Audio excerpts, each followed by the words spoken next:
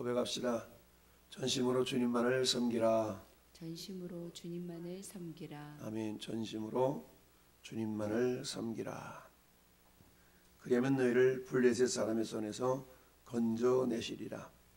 여러분 2절 보면 이렇게 기록하고 있죠. 궤가 기랏 이아림에 들어간 날부터 20년 동안 오래 있은지라 이스라엘 온 족속이 여호와를 사모하니라. 여호와를 사모했다. 여러분 여기서 사모하니라라는 단어는 원래 사모하다는 뜻보다는 그 애통해하다라는 그런 의미가 강한 단어입니다. 그래서 슬퍼하다, 애곡하다, 애통해하다 이런 뜻인데요. 한마디로 말하면 사사시대의 전형적인 영적인 패턴이 어떻게 됐다고 그랬어요? 그 시대에 왕이 없으면 사람들이 자기 소견에 옳은 대로 행하였더라. 근데 하나님을 외면하고 살아간 그들을 하나님은 어때요? 그냥 주변 이방 나라들한테 다 그냥 팔아넘겼다는 표현보다는 하나님이 내버려 둔 거죠. 이처럼 하나님은 하나님의 말씀을 순종하지 않고 하나님을 의지하지 않는 사람들에게 그래 그럼 네 맘대로 한번 살아봐 이러면서 내버려 두시는 경우가 있죠. 우리가 잘 아는 로마서 1장의 말씀을 보니까 하나님을 알만한 것들이 그들 속에 있음에도 불구하고 만물 속에 신성이 비춰져 있음에도 불구하고 그들이 하나님을 영화롭게도 하지 아니하고 하나님을 존귀케도 하지 아니며 그들의 생각대로 행동했던 그 모든 생활 속에서 하나님은 뭐라고 말씀하세요? 그들이 죄악 가운데 행하도록 그저 내버려뒀다라고 말씀하고 있죠. 내버려뒀다. 우리 흔히들 자식들이 혹은 누군가가 이렇게 간섭하고 좀 그러면 내버려두세요. 내버려두세요. 내버려두라는 그런 얘기들을 간혹 하죠. 내버려두라. 내 마음대로 살 거예요. 내버려두세요. 내 뜻대로 하게 내버려두세요. 내버려두라. 근데 자주 말씀드리지만 누군가가 나에게 그런 영적으로 간섭해 준다는 것은 복된 일이거든요. 근데 어떻게 복됩니까? 그것을 내버려 두세요 하면 복이 안 되죠. 근데 그것을 하나님이 저 사람을 통해서 나에게 뭔가 좀 깨우치시기 위해 말씀하고 있구나 라고 생각하면 그 사람에게는 복이 임하겠죠. 그래서 나를 제외한 모든 주변의 상황이나 나를 제외한 모든 주변의 사람들은 결국 하나님이 나를 빚어가시는 도구로 통로로 사용하신다라는 것을 늘 잊지 말아야 됩니다.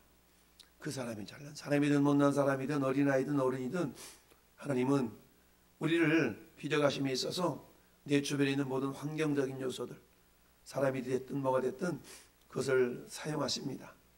따라서 저는 여러분들을 예수 그리스도의 장성한 분량이 충만한 데까지 우리 신앙을 이끌어 가시는 하나님, 그게 하나님의 목표라고 할 수 있겠죠.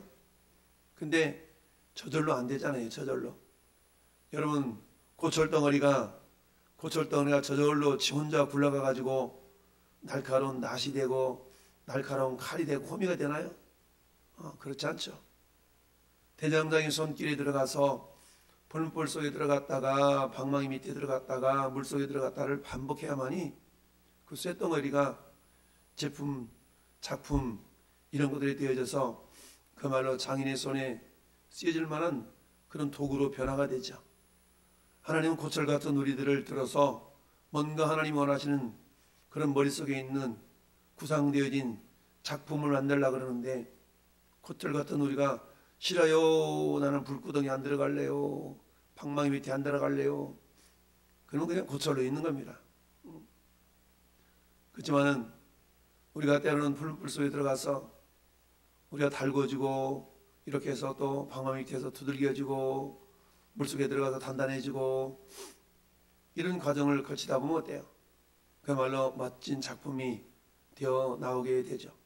이처럼 하나님은 저와 여러분들을 하나님의 구상 속에 있는 멋진 그런 도구들로 변화시켜 가시게 해서 내 주변에 있는 환경들과 내 주변에 있는 사람들을 사용하신다. 가장 가까이는 내 가정에 내 남편, 내 아내, 내 자식들이 나를 빚어가는 도구일 수가 있다. 그와 마찬가지로 하나님은 이스라엘 백성들을 하나님과 온전한 소통을 이루는 그런 자들로 변화시키시게 하여서 주변 나라들을 이스라엘을 괴롭히도록 허락하신 거죠. 예레미야 선지자를 통해 하나님은 이스라엘 백성들로 하여금 고난당하고 괴롭게 하고 힘들게 하고 이 모든 것이 뭐가 아니라 그랬어요? 본심이 아니라 이스라엘로 고통당하게 하는 것은 하나님의 본심이 아니라고 그랬어요. 우리 흔히 어른들 말로 고생은 사서도 한다 라는 말 있잖아요. 왜냐하면 내가 땀을 흘려봐야만이 그게 귀한 것을 알 수가 있죠. 귀한 것을 아는 겁니다. 그만큼 노동의 신성한 노동의 가치를 알아야 되는 거죠. 예수님이 십자가가 없었다면 어떻게 부활의 영광이 있었겠어요? 그래서 노 크로스 노 크라운이라는 그런 위대한 말이 나온 거 아니겠습니까? 이스라엘을 고난에 허락하신 하나님, 그들은 어때요? 눈치채지 못하니까 계속 고난을 허락하는 거예요. 사사시대 350여년의 세월이 그런 세월이었죠. 하나님께 불순종하고 우상을 섬기며, 그러면 하나님은 이방인들이 그냥 또 내버려두면 이방인들이 그들을 또 침략해서 7년 구산 리스드라임의 블레셋에 이렇게 7년, 20년, 40년 그 기간이 차츰 늘어나기도 했죠. 그러면 어때요? 우리가 잘못했어요 하나님. 그러면 어때요? 하나님은 참 용서하시고 회복시키시고 구원자를 보내서 그들을 건져주시고 이러기를 반복하죠. 쫙쫙. 그래서 사사시대에는 사사기 21장까지 전체 6번의 나선형의 이런 순환 구조라고죠. 순환 구조가 기록이 되어 있어요. 그런데 때요, 시간이 흘러갈수록 하나님이 구원하는 구원의 속도라기보다도 구원의 때가 곧바로 이루어지는 것이 아니라 서서히 늦추시죠. 그리고는 부르짖으면 곧바로 응답하시는 것이 아니라 진단자, 선지자들을 보내가지고 너희 지금 영적인 상태 이런 줄 알아? 너희 이렇게 했었잖아 라고 구체적으로 하나님이 이렇게 지적해 주시는 것을 봅니다. 이게 사사시대의 모습이었어요. 마찬가지로 여호와를 사모하니라 라고 써요. 사모하다라는 말은 나하라는 단어인데, 이 나하라는 단어가 아까 얘기했던 것처럼 애통합니다, 슬퍼합니다, 애곡합니다 라는 단어예요. 그러니까 하나님이 우리 잘못했어요 라는 그런 사사시대의 그런 순환적인 그런 한 모습을 표현하고 있죠. 그러니까 어때 이제 하나님이 사무엘이라는 선지자를 통해서 이제 구원을 내기 시작한 겁니다. 그래서 사무엘이 이스라엘 백성들을 구원해내시는 하나님이 알아서 구원해줄게 그러지 않으셨어요. 하나님이 이스라엘 백성들에게 요구하신 것이 세 가지가 있었습니다. 사무엘 이스라엘 백성에게 이르되 만일 너희가 전심으로 여호와께 돌아오려거든 이방신들과 서도를 너희 중에서 제거하고 너희 마음을 여호와께로 향하여 그만을 섬기라. 그러면 너희를 블레셋 사람의 손에서 건져내시리라. 여러분 결론은 뭡니까? 블레셋 사람의 손에서 건져내는 것이 결론이죠. 근데 이 결론이 나오기까지 3절에는 세 번의 명령이 나타나 있습니다. 첫 번째, 이방신들과 아스다롯을 너희 중에 뭐하라? 제하라. 한마디로 말하면 우상을 제거하라는 얘기입니다. 여러분, 우리는 하나님도 섬기고 우리는 천국도 가고 싶고 세상에서 짜릿한 걸 즐기고도 싶고 우리 인간의 모습이 그런 거 아니겠어요? 세상도 쫙 가고 싶고 하나님도 쫙 가고 싶고, 마치 어떤 믿음 없는 사람이 하나님 도와주세요, 부처님 도와주세요, 마음에도 도와주세요, 그래도 하나는 걸리겠지, 이런 것처럼 아무리 잡신을 다 불러댄다고 역사하는 것이 아니라 우리의 구원자는 오직 예수 그리스도이신데, 하나님의 구원을 경험하려면 자기가 여전히 붙들고 있는 우상을 붙든 상태에서 구해주세요 이렇게 될 수가 없다는 거죠. 원숭이가 주둥아리 작은 항아리 속에 바나나를 끓여 먹다가 손목이 이렇게 잡으면 이게 주먹이 젖으니까 안 빠지잖아요. 그러면 어떻게 바나나도 먹고 싶고 빼고도 싶고 두 가지를 다 못해. 어떻게 해야 돼? 바나나를 놔야 손이 나오는데, 근데 원숭이의 욕심이 저 바나나 먹고 싶거든. 그러니까 결국 어떻게 그렇게 해서 사냥꾼들한테 잡힌다라는 그런 이야기도 있죠. 양쪽 다. 우리 예수님은 마태복음 6장 24절에서 그렇게 말씀하시죠. 너희가 하나님과 재물을 겸하여 섬길 수가 없다. 혹 이를 중히 여기거나 혹 저를 중히 여기거나 동시에 섬길 수 없다라고 성경 말씀해요. 근데 우리는 동시에 섬길 수 있다고 얘기하죠. 동시에 섬길 수 없다라고 성경 말씀합니다. 뿐만 아니라 사도 바울인 고린도후서에서 또 그렇게 말씀하시죠. 고린도전서 10장이네요. 21절 너희가 주의 잔과 귀신의 잔을 겸하여 마시지 못한다. 주의 식탁과 귀신 식탁에 겸하여 참여하지 못한다. 그들이 동시에 하고 싶어요. 또는 동시에 하고 있는 경우가 많고. 그래야 뭐 어떤 일이 발생한다고요? 블레셋에 이스라엘 넘기셨던 것처럼 우리를 그냥 고난 가운데 내어버려 두사라는 모습이 나타날 수가 있다는 얘기죠. 첫 번째, 우상을 제거하라. 두 번째, 하나님께로 돌아오라, 돌이키라. 마음을 여호와께로 향하라는 얘기죠. 그러니까 우상을 제어하고 하나님께로 돌이켜야 돼요. 회개하라는 얘기겠죠. 물론 회개의 내용이 이방 신상들을 버리는 것이지만 근데 향하는데 뭘 향해야 돼요? 마음을 향하라. 마음을 향하라. 내 마음 나도 몰라. 마음을 향하라. 여러분 내 마음 나도 몰라. 이게 굉장히 성경적인 거거든요. 내 마음 나도 모르죠. 왜 모를까요? 내 마음의 주인이 내가 아니기 때문이다. 우리 명암전도지 두 번째. 내 인생 내 마음대로 안 됩니다. 왜 그럴까요? 내 마음의 주인이, 내 인생의 주인이 내가 아니기 때문입니다. 이거잖아요. 내 마음 나도 몰라. 그렇지만 성경은 우리에게 뭐라고 말씀하세요? 야, 모든 지킬 만한 것 중에 네 마음 지켜라. 이렇게 말씀하시죠. 마음을 지켜라. 다른 것보다 네 마음을 지켜라. 샤마르 레바브 또는 레브라는 말, 레바브라는 말, 마음, 생각 이런 말이거든요. 자, 전심은 뭐예요?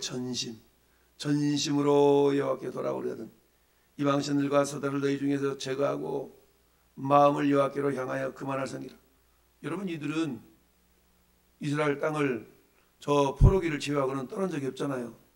지금은 포로기 전이니까 이스라엘 땅에 있었어. 그러니까 하나님을 떠나지 않았죠? 근데 하나님을 향하지 않았어. 뭐가? 마음이 하나님을 향하지 않았다는 얘기죠. 우리 젊은 남녀가 청춘이 콩깍지가 씌워져서 사랑한다고 하면서 결혼하면 처음에는 어때요? 처음에는 들러붙어서 자죠? 그 다음에 어때요? 뒤돌아서서 자죠? 그 다음에 세월이 좀 지나면 어떻게 돼요? 한 사람은 침대 위에서 한 사람은 저 침대 밑에서 자죠? 그 다음에 세월이 좀 지나면 어떻게 자요? 건너방에도 자고 안방에도 자고 떨어져 자죠? 자, 이처럼 하나님께로 향하라. 몸뚱아리는 그대로 있지만 마음이 향하지 않고 있었던 모습을 주님은 지적하고 있는 겁니다. 우리도 마찬가지입니다. 우리 그러죠. 너 저 주일 빼먹은 적 없는데요.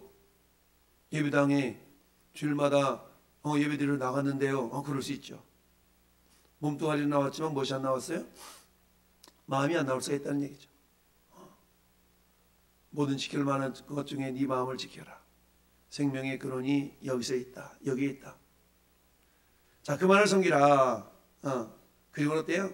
그리고는 주님만을 섬기라 라고 말씀하고 있습니다. 하나님께 돌아오고 우상을 버리고 여호와만을 섬겨야 된다. 그러니까 이거 다 마치 뭐가 똑같냐? 여러분 겨울옷 입고 봄 되었다고 봄옷을 겨울옷 위에다가 끼워 입을 수 있어요? 없어요? 입을 수는 있겠지. 그렇지만 어때요? 전혀 어울리지도 않고 불편해서 계속 입고 있다가는 사람들의 눈에 좀 거시기한 사람으로 보일 수 있죠? 그럼 어때? 봄옷 입으려고 그러면 겨울옷을 벗어야 되겠죠. 성경은 그 모습을 사도 바울 입술을 통해서 골로새서 3장에서 그렇게 말씀하고 있습니다. 그리스도와 함께 다시 살리심을 받았으면 위의 것을 찾으라.